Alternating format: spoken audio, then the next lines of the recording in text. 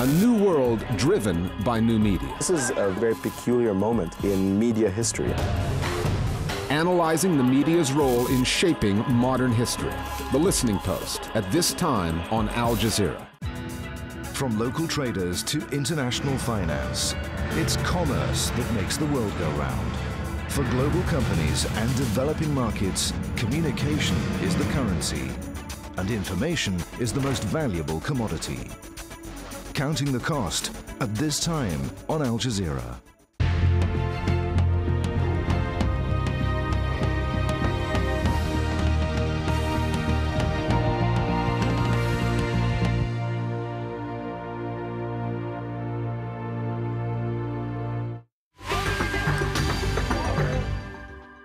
Welcome back to 101 East. This week we come to you from the Istiqlal Grand Mosque in Jakarta. After a recent spate of attacks against minority religious groups, we're asking if religious intolerance is on the rise here in Indonesia. Joining us on the panel now is Muhyiddin Junaidi from the Indonesian Council of Clerics. Yes. Also Andreas Harsono from Human Rights Watch. Thank you very much for being with us Most today. welcome. Muhyiddin, if I could start with you.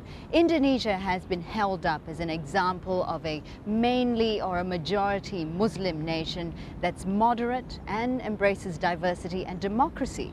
But does religious freedom actually exist here? Yes, definitely. Right from the time of Indonesian independence, our country has been enjoying religious freedom. As a matter of fact, though we represent majority the Muslim, but we never claim that we are majority, and there is no state religion. We have got 6 recognized religions. It's quite different from Malaysia and United Kingdom, for example, where they adopt the system of state religion. This indicates that we enjoy full freedom in this country, and we also enjoy religious tolerance. What happened recently, it is indeed just misunderstanding. It has nothing to do with religious freedom in our country. Andreas, would you agree that it's merely a misunderstanding and nothing to do with religious intolerance in Indonesia? I have to admit that it is not. That by design, there are problems in this country. Let me give some figures. Over the last 6 years, since President Susilo Bambang Yudhoyono in power, there are more than 240 churches being closed down, and some were burned down using violence.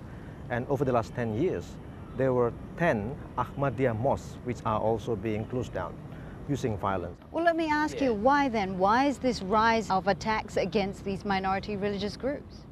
I think because there are 2 things. First, there is a rise of fundamentalism worldwide, not only in Indonesia, also in Europe, also in the United States. Secondly, because there is a tolerance, there is no action against mobs, against people who conduct violence. They are not arrested, they are not investigated, they are not jailed. Muhyiddin. Yes, as a matter of fact, why the churches were closed down? The government of Indonesia have got their own rule and regulation. If any Muslim or any followers of religion wanted to build a house of worship, they have to follow that kind of rule. For example, our Christian brothers, if they want to build a church, they have to collect at least now 90 persons.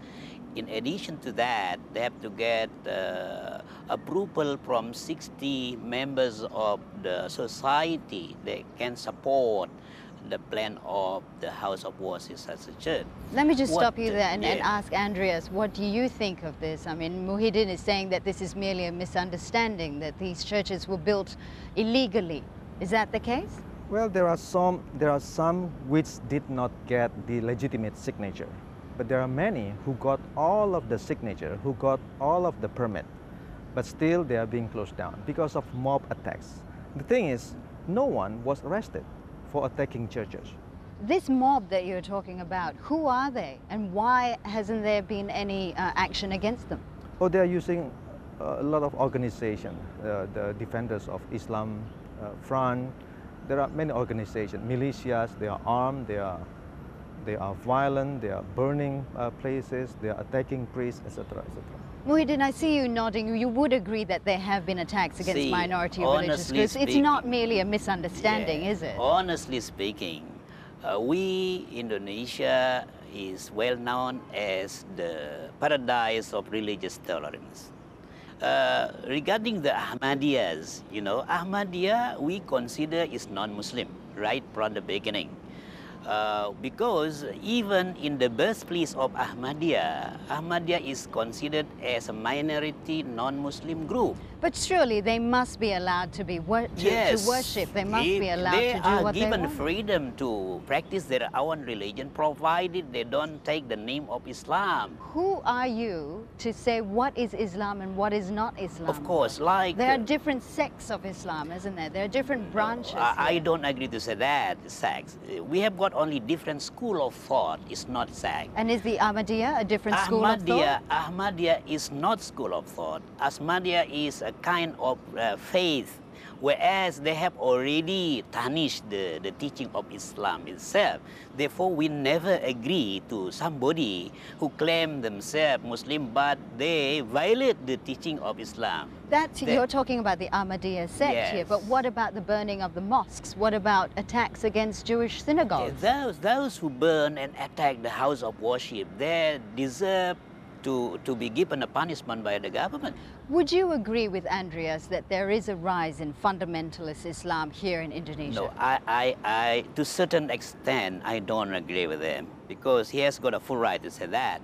What happened right now, there are so many factors behind the mob and violence. Say, for example,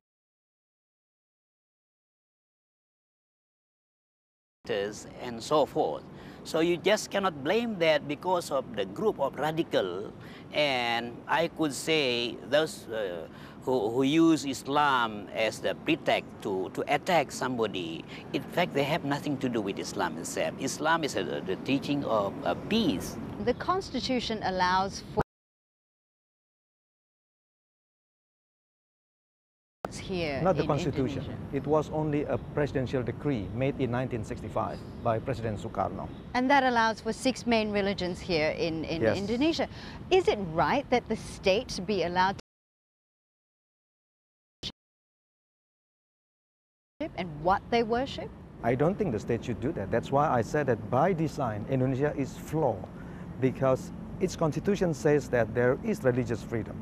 But its president said that there are only 6 recognized religions. What does it mean? It means that other faiths are considered to be secondary citizens, secondary faith, to be compared with the 6th religion. And of course, there are other regulations, like the anti-Ahmadiyya June 2008 regulation.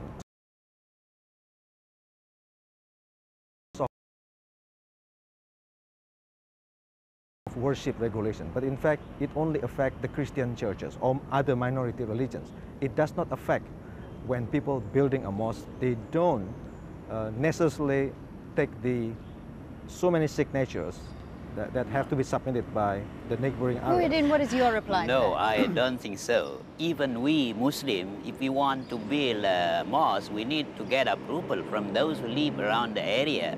See, Brother Andreas, if Muslims live in, for example, Bali Island, where we are minority there, we just cannot build a mosque unless we get approval from